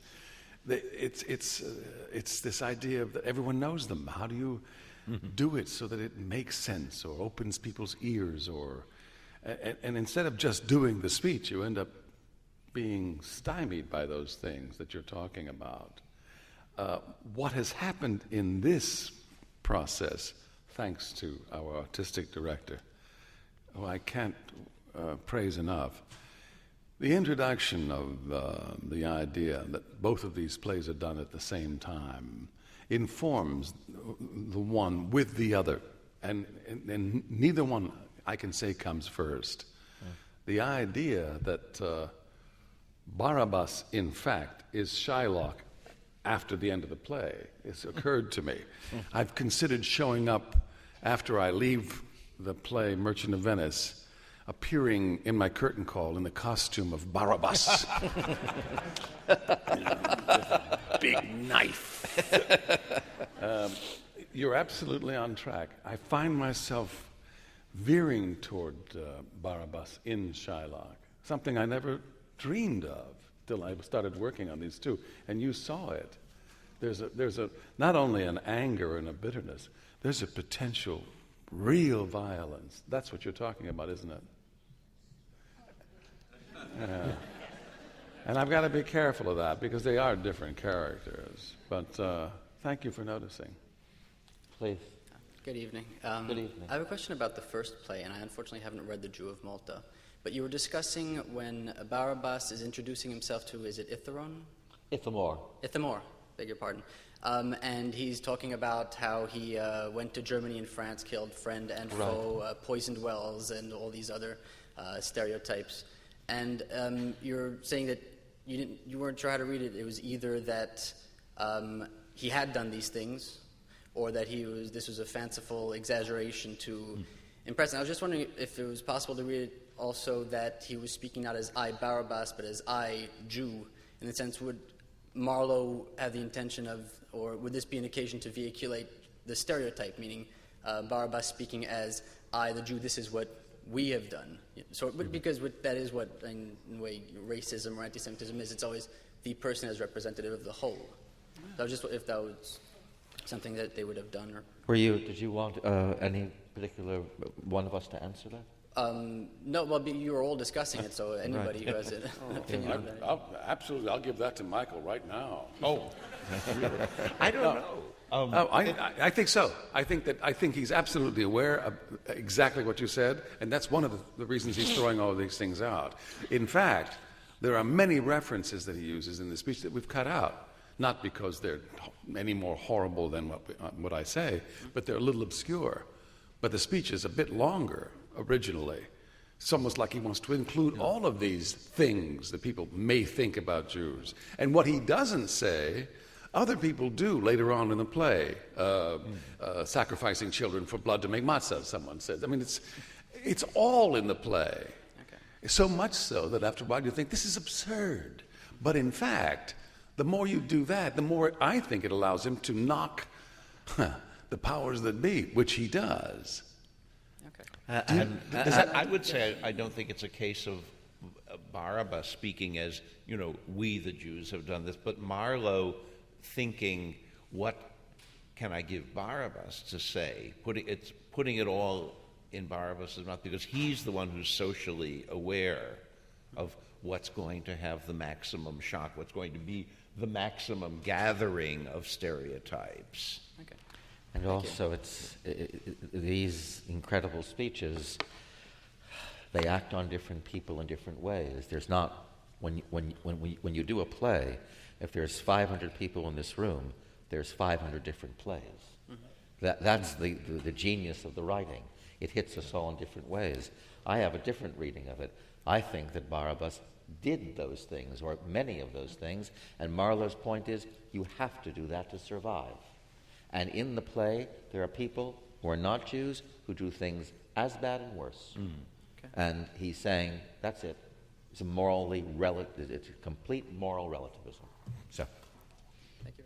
Back to Merchant of Venice, I liked what Mr. Abraham said about the fall of Shylock's morality. And I also thought that I know the play very well, and I thought that with Antonio and Bassanio, I think what happens to him is a fall of morality, because I've always read it as money for sex between those two. That's how I see it. But then with Portia, when she says the quality of mercy, that whole speech, I've always thought of that as she's trying to convert Shylock with that speech. And I think that in her pureness as a Christian, and Christians at that time certainly took that on as that's what they were about, was mercy. That was their word, no one else had it. And here she is converting Shylock, and then I think that's why you don't respond. She's trying to convert you, but perhaps that's why it throws her, and then she becomes vicious as well and takes him down. So everybody, now I see from this little thing here, that everybody in the play has their moral ground and they fall from it. So with all of that in mind, where everybody has this in the play, do you think that The Merchant of Venice is an anti-Semitic play? No. It's a little question. I just thought I'd throw out there. I was going to ask you that. I do not. I mean, I don't know if I've justified it, but I think the words that Shakespeare gives Shylock are so incredible, and certainly at that time, that it is making him human in a place where people didn't know that they were human. In Marlowe's play, he's a beast. And I think that, I actually believe that people in that time, from what I've read about that period, they believed it. I mean, all you have to do is go to the American South, and people who don't know other people that are different from them believe all the stereotypes. I mean, it's frightening. So in that time, it was even more likely. But I think that Shakespeare wrote him as a human, and I think it was probably one of the first times Jews showed up like that in a play. I agree with you, but I think Harold Bloom disagrees with both of us. I didn't like his book, so. I hate Harold Bloom. And I would just say for me, I don't, and again, I'll probably change my mind, but I myself don't think of Portia as particularly Christian or smart. I mean, I know objectively but there's nothing that, as opposed to the kind of Christian Antonio is, that I see her as much more flexible in her morality, if that makes sense. Especially after the scene with Bassanio. No, definitely. I would like to say that I don't know, I think people who have prejudices in the South or anywhere else are not particularly going to have those prejudices either confirmed or unseated by The Merchant of Venice. If that's what they believe, they're going to go on believing it. I agree with that. But I know a lot of people from the South who are very prejudiced against African Americans, and it's not from want of knowledge. They're just prejudiced. And it's really important to point out that the play is about a lot of things. There's homophobia in the play. There's racism. There's intolerance of all kind. This is a society that has all this rippling through it, as well as anti-Semitism, and yet it also has some of the most beautiful poetry and the most colorful characters. And so, one of the lines in the play is about how beauty and ugliness can coexist at the same time, and I think that's part of what Shakespeare's writing about. Thank you. I was wondering if there is any significance in the fact that the Jew of Malta is Barabas, the name that you find in the Gospel that is contraposed to Jesus Christ, either Jesus or Barabbas. If you choose Barabbas, is there an anti-Semitic desire there to portray Barabbas as the continuity from the Roman times all the way to the period of Marlowe? Nothing's ever changed. I don't think that you say anti-Semitism, anti-Semitic character. It happens that Barabas then converted, didn't it? No. No, no, didn't he betrayed Christ. Didn't become a moral character? Barabas in the Gospel? No. Yes. I'm not aware of it. It may be apocryphal. I think Marlowe chose the name specifically to refer to that, but for me, that strikes me as a gesture of defiance to his society. England chooses Jesus, Marlowe chooses Barabbas as his hero. Barabbas challenged he doesn't do it to further an anti-Semitic challenged prejudice. the Roman Empire. Barabbas challenged the Roman occupation of Palestine. Barabbas was the enemy of Rome. Was Barabbas in the Jew of Malta the enemy of somebody? Well, he's the enemy of the Maltese, they all view him as the enemy. They all view him as the enemy, and the structure of the play is they have to kill the enemy. But we identify with the enemy. That's Marlowe's part of his genius. Okay, thank you. May I ask another question about Portia? Portia is a woman that comes straight out of the Decamerone by Boccaccio. It's a woman that outsmarts men, always wins. She dresses like a man. She talks a lot. She's very eloquent. She's very charming. And it's straight out of the Decamerone. If you read the women about the Decamerone, they spell Portia. And Shakespeare knew Boccaccio very well. Thank you very much. This has been a wonderful evening. Thank you for your interest and for having us as your guests. Thank you.